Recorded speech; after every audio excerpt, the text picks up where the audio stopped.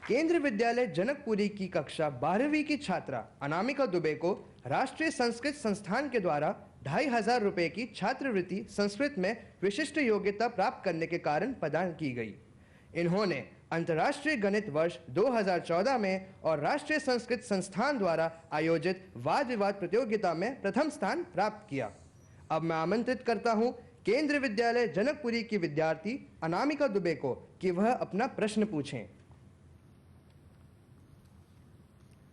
सुप्रभात सर। सुप्रभात।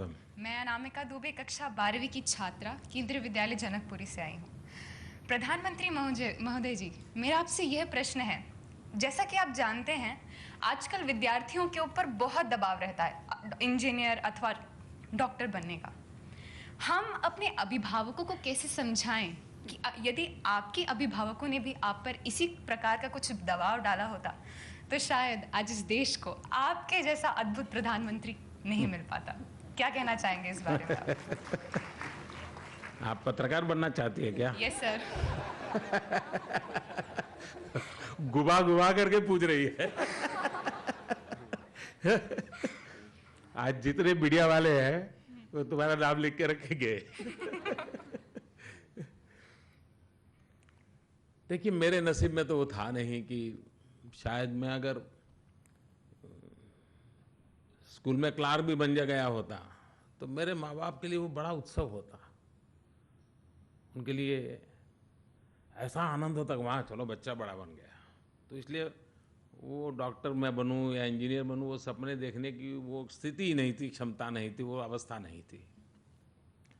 तो वो तो शायद, लेकिन मैं इस बात से सहमत हूं कि माँ बाप ने अपने सपने अपने बच्चों पर नहीं थोपने चाहिए।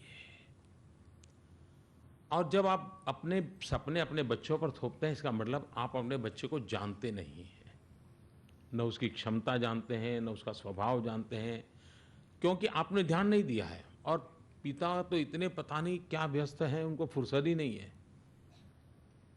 कभी मेहमान आएंगे तो बच्चे को बुला करके, अरे भाई तुम क्या पढ़ते हो? 8वीं। हाँ, मेरे बेटी 8वीं पढ़ती है। ऐसा ही करते हैं पिताजी। उनको मालूम नहीं होता है मेरी बेटा 8वीं में है, 7वीं में है, 5वीं में है। वो इतने अपनी दुनिया में व्यस्त होते हैं और फिर कह देते हो तुम डॉक्टर बनो, तुम इंजीनियर बनो।